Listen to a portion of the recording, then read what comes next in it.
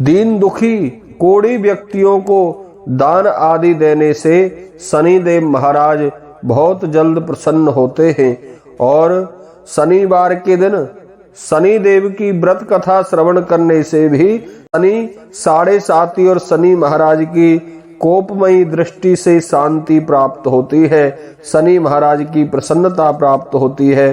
तो चलिए श्रवण करते हैं शनिदेव महाराज की पवित्र पावनी कथा। एक बार प्रेम से कहिए, बोलिए शनिदेव महाराज की जय।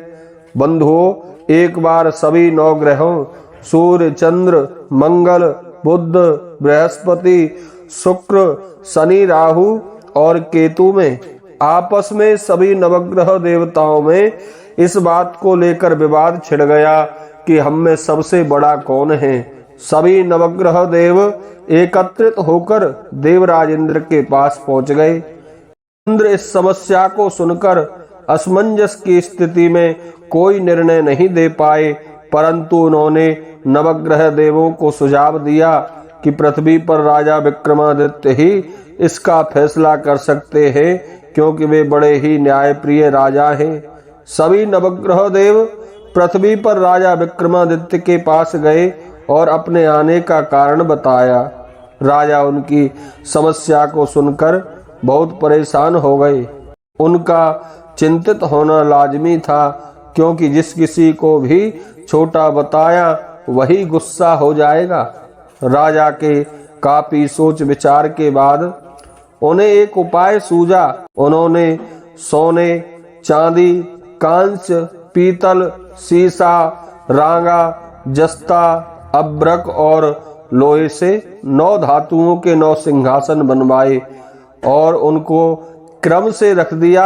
सब नवग्रह देवताओं से निवेदन किया कि क्रम अनुसार सिंहासन पर आसन ग्रहण करें। शर्त रखा गया था कि जो सबसे अंतिम सिंहासन पर बैठेगा वही सबसे छोटा माना जाएगा, जिसकी वजह से शनिदेव सबसे बाद में आसन प्राप्त कर सके और सबसे छोटे कहलाए।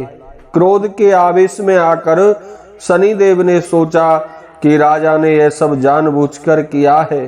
कुपित होकर राजा से कहा, राजा तू मुझे नहीं जानता। सूर्य 1 राशि में 1 महीना, चंद्रमा 2.25 दिन और मंगल 1.5 महीना, बृहस्पति 13 महीने, बुध और शुक्र 1-1 महीने विचरण करते हैं। लेकिन मैं 2.5 से 7.5 साल तक रहता हूँ। मैंने बड़े बड़ों का विनाश किया है। श्री राम की 7.5 आने पर उन्हें जंगल जंगल भटकना पड़ा और रावण की आने पर लंका को बंदरों ने परास्त करके जला दिया। क्रोधित होकर बंधुओं, शनिदेव ने राजा से कहा कि अब आपको सावधान रहने की जरूरत है। इतना कहकर शनिदेव कुपित अवस्था में वहां से चले गए। समय गुजरता गया और काल चक्र का पहिया घूमते हुए राजा की 7.5 आ गई। तब शनिदेव घोड़ों के सौदागर बनकर राजा के राज्य में गए। उनके साथ अच्छे नस्ल के बहुत सारे घोड़े थे। जब राजा को सौदागर के घोड़ों का पता चला तो अश्वपाल को अच्छे घोड़े खरीदने के लिए भेजा। अश्वपाल ने कई अच्छे घोड़े खरीदे। उसके अलावा सौदागर ने उपहार स्वरूप एक सर्वोत्तम नस्ल के घोड़े को राजा की सवारी हेतु दिया। राजा विक्रमादित्य जैसे ही उस घोड़े पर बैठे, वह सरपट वन की ओर भागने लगा। जंगल के अंदर पहुंचकर वह घोड़ा गायब हो गया। राजा भूखा प्यासा जंगल में इधर उधर भटकने लगा। अचानक उसे एक ग्वाला दिखाई दिया, जिसने राजा की प्यास बुझाई। राजा ने प्रसन्नता से उसे अपनी अंगूठी देकर बाहर निकलने का रास्ता पूछा। ग्वाले ने राजा को जंगल से निकलने का रास्ता बताया। जंगल से निकलकर राजा एक नगर में पहुंचा और वहां एक सेठ की दुकान पर पहुंचकर उन्होंने जल पिया और अपना नाम बीका बताया। भाग्यवश उस दिन उस सेठ की बड़ी आमदनी हुई। सेठ खुश होकर उन्हें अपने साथ घर ले गया। सेठ के घर में खूंटी पर एक हाथ टंगा था। उसको खूंटी निगल रही थी। कुछ ही देर में हार पूरी तरह गायब हो गया। सेठ वापस आया तो देखा हार गायब है। उसे लगा कि बीका ने ही उसे चुराया है।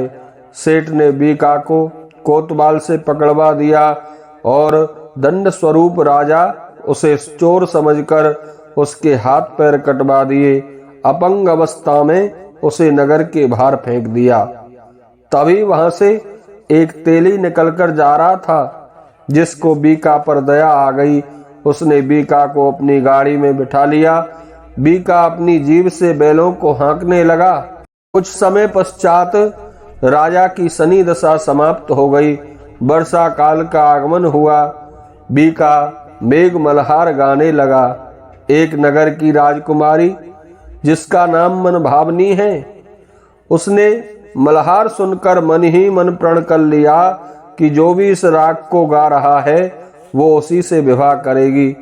उन्होंने दासियों को खोजने के लिए भेजा, परंतु वापस आकर उन सभी ने बताया कि वह एक अपंग आदमी है। राजकुमारी यह जानकर भी नहीं मानी और अगले दिन ही वह अनशन पर बैठ गई। उसके माता पिता ने राजकुमारी को लाख समझाया, लेकिन वह नहीं मानी।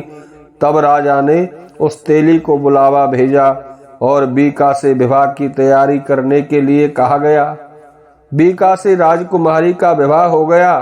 एक दिन बीका के स्वप्न में शनिदेव आकर कहते हैं, राजन, देखा तुमने, मुझे छोटा बताकर कितना दुख झेला है। राजा ने क्षमा मांगते हुए हाथ जोड़कर कहा, हे शनिदेव, जैसा दुख मुझे दिया है किसी और को ऐसा दुख मत देना।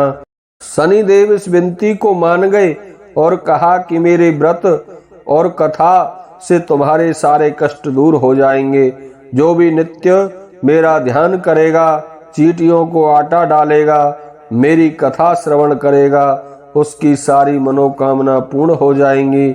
शनिदेव ने राजा को हाथ पैर वापस दिए।